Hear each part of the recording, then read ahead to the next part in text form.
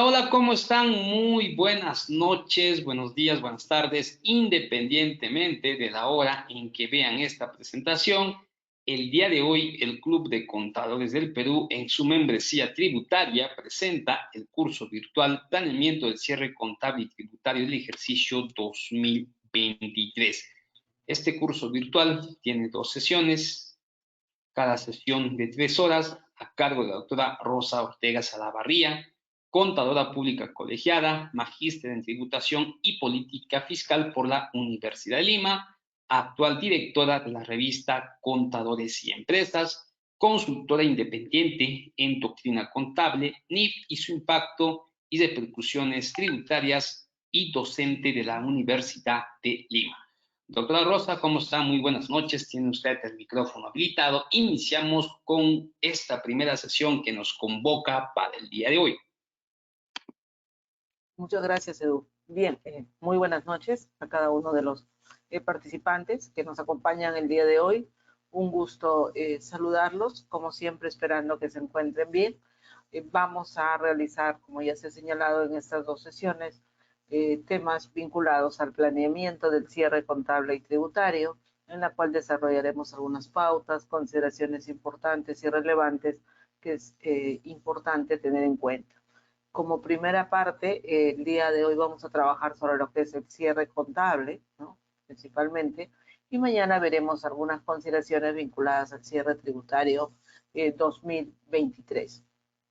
En esta primera parte veremos sobre el modelo contable que corresponde aplicar a las empresas en función a los ingresos. Ello es muy, muy relevante de cara justamente a la preparación de los estados financieros. Luego abordaremos ya sobre los estados financieros. Luego veremos un tema muy relevante vinculado con políticas contables, estimaciones y errores. Y dentro de políticas y estimaciones contables, debo desde el inicio mencionarles que se han producido modificaciones en las NIF y que entran en vigencia o que resultan aplicables a partir del ejercicio 2023, por lo cual, sin duda, deben ser consideradas, observadas de cara, ¿no?, al cierre que se va a efectuar. Durante el desarrollo de la sesión, como siempre, siéntanse libres de formular las consultas o preguntas que estimen pertinentes. Sobre el cierre contable, entonces, propiamente entrando en materia, a título de referencia, en principio un checklist de lo que deberíamos considerar o tener en cuenta, ¿no?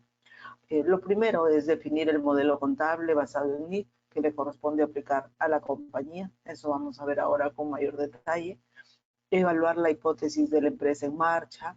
Este supuesto, este análisis ha cobrado sin duda vigencia a partir de la pandemia del 2020, en el cual hubieron, pues para muchas empresas, ¿no?, se suspendieron sus operaciones, se paralizaron, algunas han tenido quizás que suspender temporalmente, otras empresas tuvieron que cerrar, y ahora, pues, además de la pandemia, también la situación económica, ¿no?, el tema de recesión, es un supuesto importante que debe ser evaluado por las empresas. El otro aspecto es analizar las transacciones más relevantes que realiza la compañía en conjunto con la gerencia y funcionarios de las áreas involucradas. Y ahí también, muy importante, verificar que se cuente con la respectiva y suficiente documentación sustentatoria. Esto tanto para fines contables, el tema de la acreditación, los elementos probatorios o las pruebas que se puedan tener, tanto como para fines tributarios, ¿no? A nivel tributario cobra singular importancia el tema de la acreditación. Mañana vamos a incidir sobre el particular, pero desde el vamos tengámoslo en cuenta, ¿no? Entonces, ya de cara al cierre, ir verificando, revisando qué transacciones realiza la compañía, cuáles son significativas, importantes, materiales, y de cara a ello, verificar o validar, ¿no?, la documentación con la que se cuenta para efectos de su acreditación. El otro aspecto importante es revisar y adecuar las políticas contables, las cuales deben estar alineadas con las NIF, ¿no? Las políticas tienen que estar alineadas con las NIF, y ahí importante el tema de relevancia, representación fiel y la política de materialidad. aspectos que vamos a comentar luego con mayor detalle, pero este supuesto de políticas contables, ¿no? Todavía yo creo que todavía en las empresas es un supuesto que está en el inicio, en desarrollo, en algunos casos u ocasiones no se maneja un manual de políticas contables y siempre me permito recomendarlo, ¿no? Recomendarlo sobre todo para los principales rubros que tenga la compañía, sobre reconocimiento, el tema de la medición, ¿no? Por ejemplo, si manejamos el costo o valor razonable, eso se define en función a una política contable.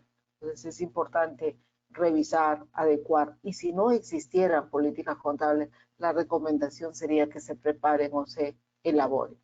Otro aspecto importante también vinculado al cierre es el tema de las estimaciones, ¿no? Las estimaciones, por ejemplo, en el caso de los activos, ¿no?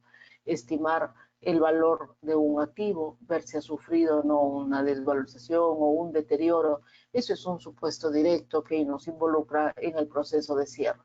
Igualmente el tema de las provisiones, ¿no? Que corresponden o se vinculan con los pasivos, habrá que evaluar y revisar su reconocimiento según lo regulado por las NIC. Luego otro aspecto es analizar también la incidencia tributaria y laboral, ¿no? Respecto a las actividades más importantes que realiza la compañía. Ahí hay que considerar medidas que haya podido dictar el gobierno y que representen, ¿no? Algún tratamiento específico o algún beneficio que se puede identificar, ¿no?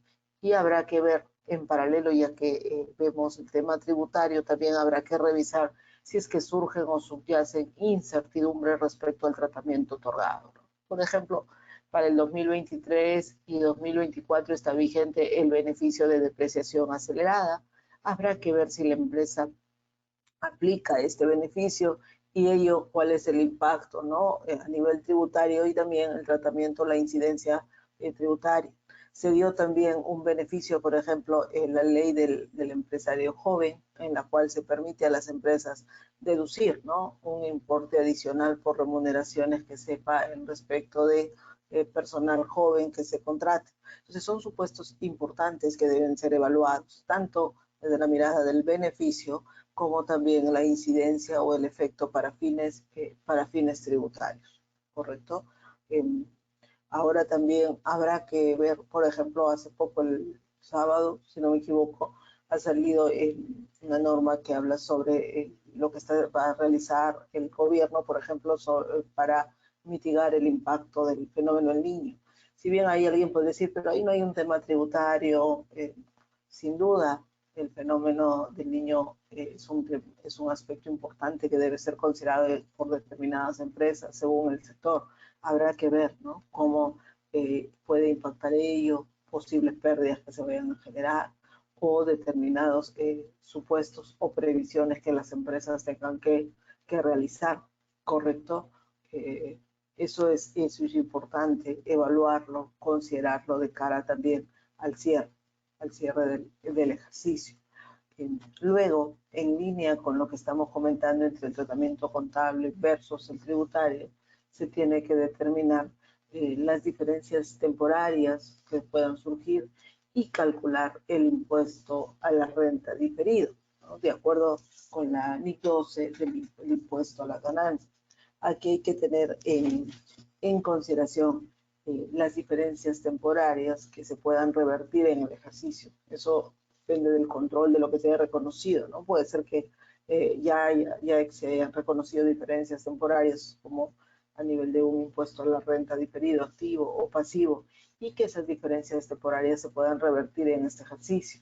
Ahí también habrá que revisar, ¿no? Revisar el cuadro de control que se tiene para efectuar su respectivo reconocimiento en el estado de situación financiera.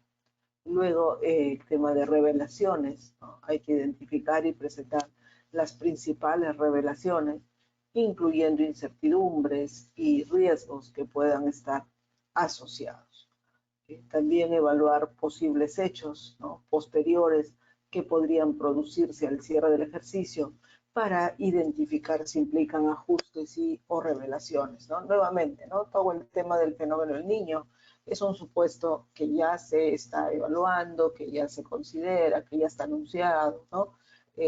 Entonces, vamos, si se produce, por ejemplo, allá por enero, febrero, algunas situaciones de pérdida para una empresa, ¿correcto? Habrá que evaluar esa pérdida que se está produciendo. ¿Implicará solo una revelación en el cierre en los estados financieros 2023 o implicará algún ajuste? Ahí hay que evaluar este supuesto con cuidado, ¿correcto? Entonces, eso también, posibles hechos posteriores, hay que verificar según correspondan o no a situaciones que ya podrían existir. Ese es un tema importante analizar, eso se prevé o se determina según la NIC 10, ¿correcto?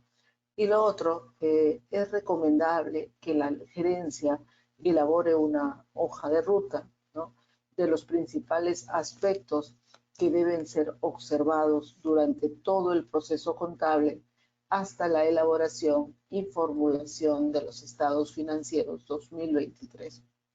Esto de cara justamente a determinar el proceso, a efectuar las pautas a tener en cuenta, ¿no?, y todos los tips o aspectos que se ha podido comentar y mencionar.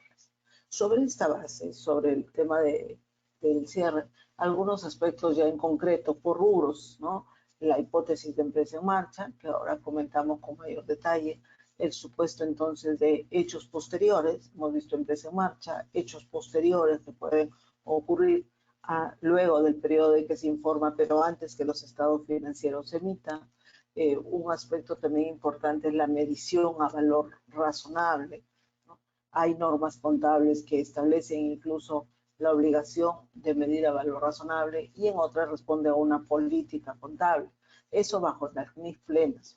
En el caso de las NIF para pymes, por ejemplo, siempre se alude, dado que es una norma simplificada, ¿no?, para pequeñas y medianas empresas, siempre se señala que la medición a valor razonable será en la medida que no implique o no conlleve un esfuerzo desproporcionado. Entonces habrá que ver también si, por ejemplo, las empresas toman como política contable medir a valor razonable, ya sea como obligación o porque eligen, ¿no?, ese parámetro para por ejemplo, para el caso de sus activos. Luego el rubro de instrumentos financieros. Ahí tenemos el caso de activos o pasivos financieros, el tema de intereses, la evaluación o el reconocimiento de las pérdidas crediticias esperadas según la NIF 9 o el deterioro de las cuentas por cobrar que se pueda producir, también es un aspecto importante que debe ser evaluado, debe ser considerado el cierre del ejercicio. En el caso del rubro inventarios, hacemos la mirada también a una estimación importante que tiene que ver con el valor neto realizable, que tiene que efectuarse al cierre del ejercicio, en la cual se tiene que estimar y comparar con el costo, ¿no?, para ver si ha habido una disminución o una desvalorización. En el rubro de inventarios también, si se trata de una empresa, por ejemplo, productiva, importante el tema de las cargas indirectas de fabricación, ¿no?, que se asignan en función a la capacidad normal de trabajo. Ahí hay que tener en cuenta si ha habido un supuesto de paralización, por ejemplo, de actividades, para definir en función a qué se ha debido esa paralización y los efectos o la incidencia que podría tener en la imputación o el reconocimiento del costo. Otro rubro sin duda muy, muy importante, muy relevante, que está vinculado a propiedad, planta y equipo, ¿correcto?, o denominado para fines tributarios como activo fijo. En este rubro de propiedad, planta y equipo, ¿no?, ¿qué aspectos hay que tener en cuenta? El reconocimiento, ¿no?, los criterios para su reconocimiento, su medición inicial y posterior, ¿no? La medición inicial es al costo, la medición posterior puede ser al costo o bajo revaluación, que implica tomar el valor razonable. También un aspecto importante, sin duda, corresponde a la depreciación, ¿no? ¿Cuál es el método que se está utilizando para los rubros del activo de este elemento, propiedad, planta y equipo? Y también la estimación de la vida útil, ¿correcto? La estimación de la vida útil en función a la cual se va a calcular la depreciación. Ahí, por ejemplo, en este rubro de propiedad, planta, equipo y sobre todo de depreciación, en algunos supuestos se suele calcular o determinar en función a la depreciación tributaria, ¿no? O las normas tributarias. Y ello, pues, a nivel contable representaría un error. A nivel contable la depreciación la determinamos en función al importe depreciable, costo o el valor que lo sustituye, lo determinamos en función a la vida útil y al método que se aplique. Entonces, es un rubro también importante a revisar y a tener en cuenta. Luego, otro rubro es el de propiedades de inversión, es decir, aquellos inmuebles que se destinan no al uso, no a su explotación, sino que se destinan a generar rentas, ya sea a través de su arrendamiento o porque su valor se incrementa. Entonces, tiene un tratamiento específico dispuesto por la NIC 40. Evaluar también qué política contable, por ejemplo, se ha tomado para su medición, si se ha considerado la medición a valor razonable, ¿no? Que es la que indica o prefiere la norma, la NIC 40, habrá que también observar o considerar ello. Luego el tema de activos intangibles, ¿no?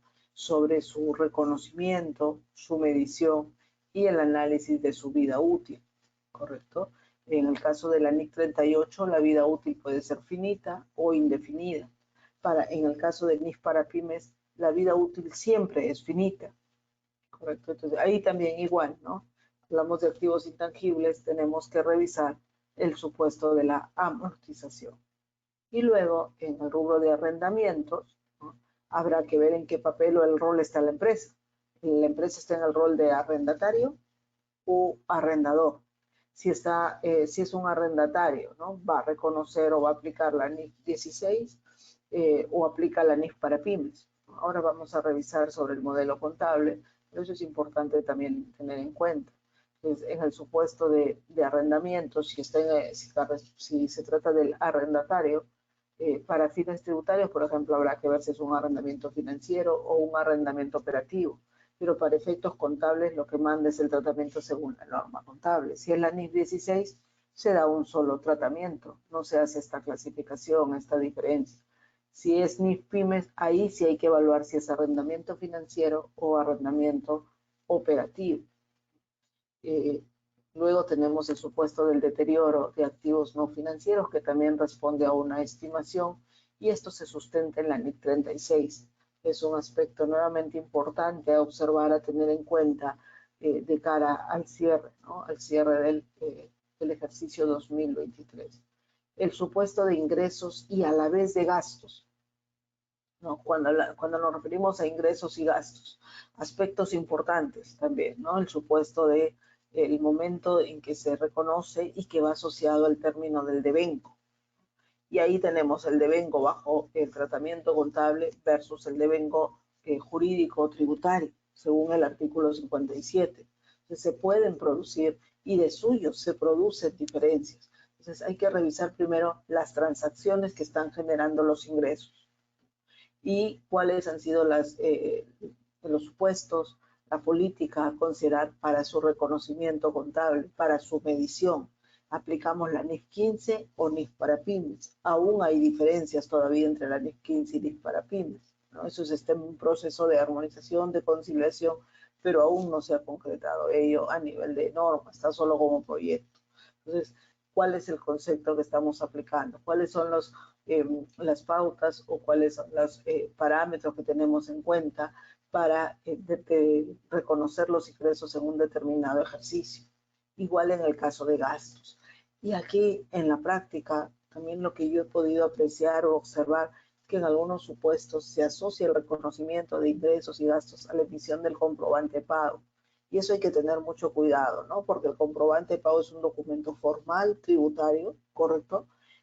Pero que no determine en lo absoluto el reconocimiento o el devengo de la operación a un periodo, ni contable ni tributariamente, ¿no? En ninguno de los dos supuestos. Entonces aquí, para ingresos y gastos, tanto para no distorsionar los estados financieros, el resultado, ¿no? Del estado de resultados, ni tampoco tener contingencias, primero hay que revisar las transacciones, las operaciones, ¿no? ¿Cuáles son los acuerdos? ¿En qué momento surge el derecho al cobro? ¿En qué momento se genera la obligación de pago? ¿Cuáles son las operaciones o los detalles en específico a tener en cuenta para efectos de su reconocimiento? Ello, repito, en función a la NIF 15, por ejemplo, que se sustenta en la transferencia de control. ¿Cuánto se ha transferido el control?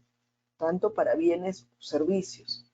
En el caso de gastos, igual, ya se generó o ya surgió la obligación de pago. ¿Existe o hay alguna condición suspensiva? Por ejemplo, es un contrato sujeto a prueba o hay algún hecho futuro, ¿correcto? Entonces, para el caso de ingresos y gastos, tenemos reconocimiento y devengo a nivel contable y devengo tributario. Y como primera recomendación, desde el vamos, no lo asocien a la emisión de un comprobante de pago, porque ahí se van a generar distorsiones o contingencias. Otro supuesto que también se puede estar presentando, dada la coyuntura actual, es el supuesto de contratos onerosos.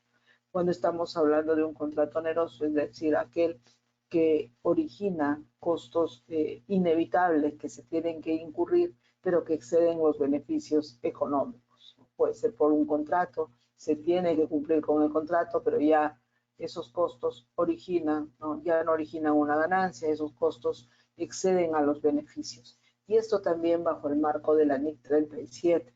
Entonces ahí habrá que revisar la NIC 37, verificar si se está este supuesto, analizar cuáles son las condiciones, las cláusulas contractuales que se han determinado para ver el reconocimiento contable que haya que realizar.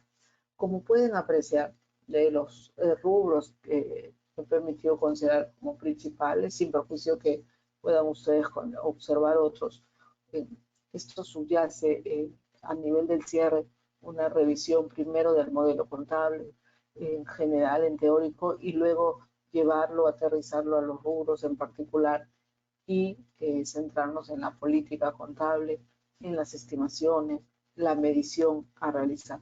Son aspectos muy, muy importantes que deben ser observados y analizados. Sobre esta base, entonces, ahora voy a desarrollar, como les había comentado, sobre el modelo contable, estados financieros y luego el tema de políticas y estimaciones contables. Sobre este particular, es algo que quizás siempre estoy incidiendo en el tema, ¿correcto? Porque se han dado cambios desde el año ya 2022, cambios importantes sobre la obligación de aplicar las NIF, ¿correcto? Ahora, cuando yo menciono sobre la obligación de aplicar las NIF, a veces ¿no? se dice, ¿y cuál es la multa si no se aplican las normas contables? ¿no? Y eso quizás porque estamos haciendo el análisis o el paralelo con la parte tributaria, ¿no? Entonces, recuerden que es obligatorio aplicar las NIF porque hay un mandato, ¿correcto? Es mandatorio. Y esto no es reciente, esto viene a nivel legal desde el año 98, sin perjuicio que ya muchos años anteriores se aplicaran las NIF. Pero hoy por hoy se han dado algunas modificaciones en el marco legal contable de cara justamente, ¿no?, a incidir en este supuesto de que es obligatorio aplicar las NIF. Y si bien no lo desarrollo en este punto, recientemente se aprobó pues el nuevo código de ética, ¿no?, del contador público, y en el cual se incide o se señala la obligación de aplicar las NIF y tener en cuenta que en caso ello no se cumpla, podría pues generarse un supuesto de desde amonestación, ¿no? Suspensión o inhabilitación. Entonces, es importante, ¿no?, tener en cuenta que se está dando todo el marco legal, se están haciendo los cambios y las modificaciones pertinentes para que a nivel país, pues, se elaboren estados financieros observando las normas contables.